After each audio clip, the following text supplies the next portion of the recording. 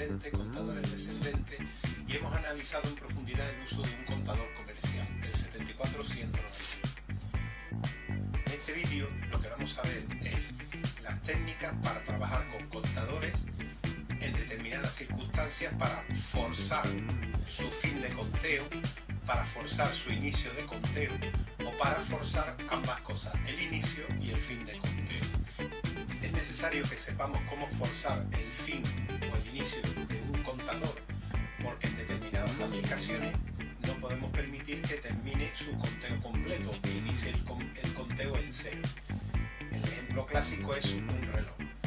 Si tenemos 2 dígitos para las horas, 2 dígitos para los minutos y 2 dígitos para los segundos, las horas solo pueden contar hasta 23, los minutos y los segundos hasta 59.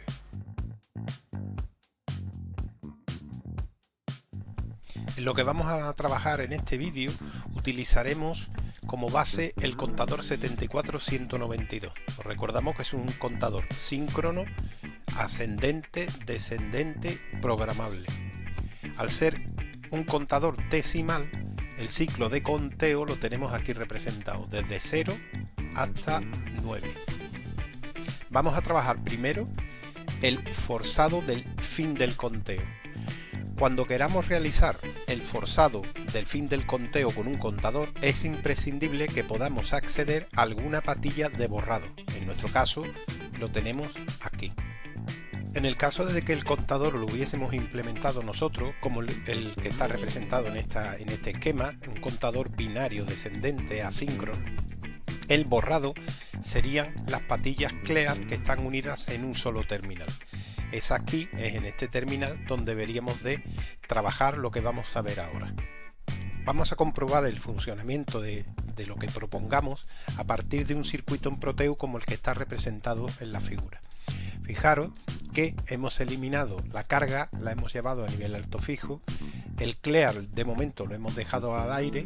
Recordar que estas entradas pueden quedar perfectamente al aire, ya que estas entradas dependen del terminal carga y ese terminal lo hemos dejado a nivel alto fijo. Solo vamos a emplear el conteo ascendente, ya que el primer ejercicio que vamos a resolver es cómo forzar el fin del conteo ascendente.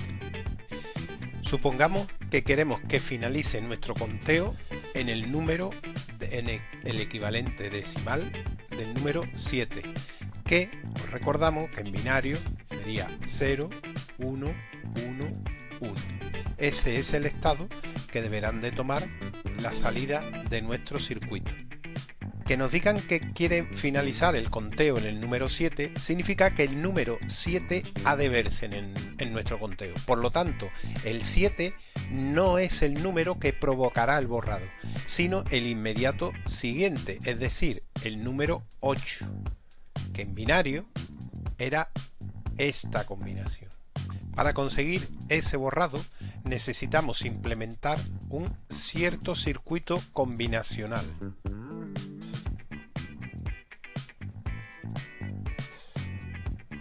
Que dispondrá de una salida que atacará a la patilla de borrado y dispondrá de 4 entradas. Estas entradas se conectarán a cada una de las salidas del contador. Es decir, aquí por ejemplo conectaremos QA, aquí conectaremos QB, aquí conectaremos QC y aquí conectaremos QD. Este circuito combinacional lo trabajaremos como cualquier otro circuito combinacional que hemos visto en esta primera evaluación, para lo cual debemos establecer su tabla de la verdad según las condiciones que nos den. En este caso es una única condición. La condición que debemos conseguir es que cuando en QD tengamos un nivel alto, como indica aquí, en QC, en QB y en QA un nivel bajo, la salida debe de pasar a nivel alto. Recordar que el 74192 borra su salida, el conteo que tuviera, cuando la patilla Clear o MR, como se indica aquí en Proteo, pasa de nivel bajo a nivel alto. Es decir, el circuito combinacional debe de cumplir esta función lógica: QD que multiplica QC negado por QB negado por QA negado. hemos montado el circuito que finalmente vamos a simular. Este bloque se corresponde con el circuito combinacional que hemos diseñado. En esta patilla tenemos QA, con lo cual aquí tendremos QA negado. Aquí tendremos, si aquí tenemos QB, aquí tendremos QB negado. En esta patilla tenemos QC, aquí tendremos QC negado. Y aquí tendremos QD sin negar. Con lo cual aquí tendremos QA negado por QB negado. Aquí tendremos QC negado por QD. Finalmente, en su salida tendremos QD por QC negado por QB negado por QA negado. Veamos el funcionamiento en el simulador. Iniciamos la simulación y observamos que empezamos en el número 0. Vamos dando pulso en el conteo ascendente y vemos que se va incrementando. Tenemos ahora el número 3, el número 4, 5, 6 y 7. Ha llegado al 7 y el 7 lo visualizamos, que es lo que se pretendía. El siguiente pulso no veremos el 8, sino que pasamos a 0. ¿Por qué? Porque en el momento de que se forme la combinación binaria 1, 0, 0, 0, a la salida de nuestro circuito combinacional tendremos un 1 que inmediatamente borrará el conteo. Eso se produce en fracciones de microsegundo, en nanosegundo. Por eso nunca llegaremos a visualizar el 8. Podéis confirmar que el funcionamiento del circuito es correcto, es decir, hemos implementado un contador en el que limitamos el final del conteo, según nos han indicado, nos han pedido que termine en el número 7. Pero esta no sería la solución del circuito que debemos dar como válida. Si hemos confirmado que nuestro circuito funciona, ¿por qué no podemos darla como válida? Porque ya se nos ha insistido una y otra vez que siempre en nuestros circuitos digitales debemos procurar que sean lo más simple posible. Siempre debemos tratar de simplificarlo. Y en este caso, fijaros, necesitaríamos, además del contador 174-192, del propio contador, necesitaríamos un 7408 y un 7404, dos integrados más. ¿Cómo podemos simplificar este circuito? Volvamos a la imagen con la que iniciábamos el estudio.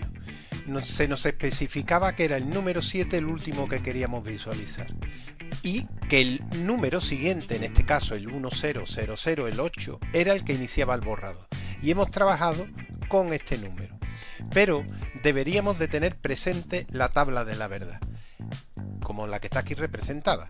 Y entonces, si prestamos atención, esta circunstancia es la que hemos dicho que borra o debe de borrar el contador. Y hemos trabajado con la teoría de circuitos combinacionales, conseguido un circuito combinacional. Pero hemos empleado las 4 salidas del contador, QA, QB, QC y QD, como entradas del circuito combinacional. Pero si le prestamos atención a esta situación, observamos que es cuando se produce un 1 en QD cuando se debe de provocar el borrado. Por lo tanto, las otras 3 entradas no tiene sentido que las utilicemos. En este caso concreto, solo con que tomemos la salida QD y la llevemos al terminal de borrado, conseguiríamos el mismo efecto. Pero siempre debemos confirmar que eso es posible. Decidimos cuántas de las 4 entradas podemos utilizar retrocediendo en la tabla de la verdad. No podemos elegir que sea QC cuando tome 1, el valor 1, que borre el circuito, porque vemos que QC vale 1 en el número 7, en el número 6, en el número 5 y en el número 4. Por supuesto, ni QB ni QA tampoco podríamos hacerlo, porque provocaríamos el borrado incluso con el número 1. Habrá circunstancias, os tocará ya resolver los ejemplos que correspondan, en la que, por ejemplo, solo será necesario quizás tomar 2 entradas o 3 entradas. En muy raras ocasiones es necesario utilizar las 4. Comprobemos entonces el funcionamiento del circuito, para lo cual eliminaremos este circuito de control, este circuito combinacional, y la salida de borrado la llevaremos hacia la salida QD. Iniciamos la simulación, vemos empieza el conteo en 0, 1, 2, 3, 4, 5, 6, 7 y ahora no pasa el número 8 sino el número 0. Es decir, no ha sido necesario incluir dos integrados más para conseguir el mismo efecto. Tenemos ya nuestro contador con fin de conteo forzado en el número 7 y no hemos necesitado incluir ninguna puerta lógica más. En la simulación que hemos visto, se ha comprobado que al llegar al número 7 en el siguiente pulso de conteo pasaba al número 0.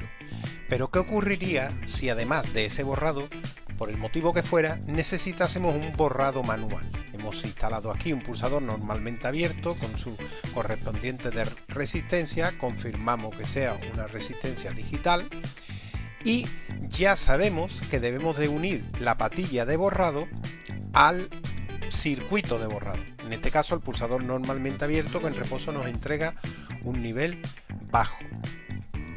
Pero además debemos de tener la forma del borrado automático.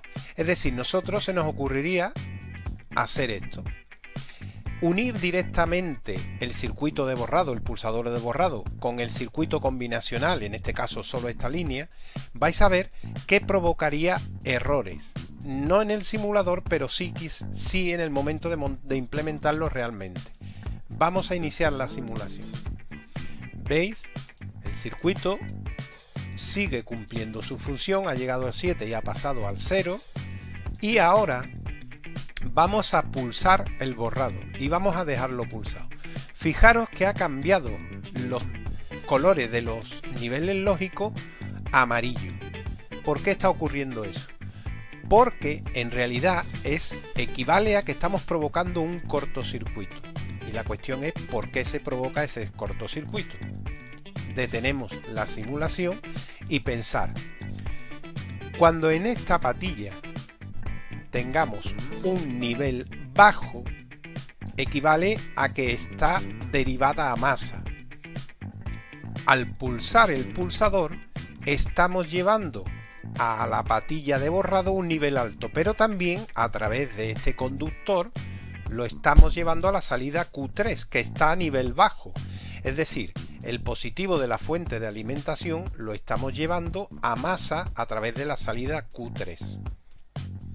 En esta imagen dejamos más claro ese cortocircuito que estábamos comentando. Si Q3 valiese 0, equivale a que está a masa, al pulsar el borrado, el positivo de la fuente de alimentación, por el recorrido indicado, lo estaríamos llevando a masa. ¿Cómo solucionamos ese problema? Por supuesto, no uniendo directamente esta salida del pulsador con la patilla Q3. Eliminamos esas conexiones y recordar, lo que pretendemos es ahora tener en esta patilla un nivel alto cuando en este terminal, en esta línea o en esta línea tengamos un nivel alto. Es decir, tendremos que utilizar una puerta OR. Podemos comprobar, obviamente hemos invertido el sentido de la puerta OR y en una de sus entradas llevamos la salida QD o Q3 como identifica aquí, y en la otra entrada de la puerta OR de dos entradas llevamos lo que tuviéramos en el terminal en el circuito de borrado. Si iniciamos la simulación, observamos que vamos incrementando el conteo, al llegar a 7 no pasa a 8 sino que pasa a 0, y si estuviéramos en cualquier otro número y decidiéramos borrar, el borrado también se produce y en ningún momento se ve que haya una indicación de que estamos provocando un fallo en el circuito. Resumiendo para finalizar, en la imagen inferior tenemos un circuito contador decimal en el que hemos forzado el fin de conteo en el número 7. El 7 se visualiza, ¿de acuerdo? En la imagen superior tenemos representado el mismo circuito, pero en el caso de que se nos pidiera incluir también un borrado manual. Aunque en la imagen el pulsador aparece cerrado, recordar que sería un pulsador normalmente abierto.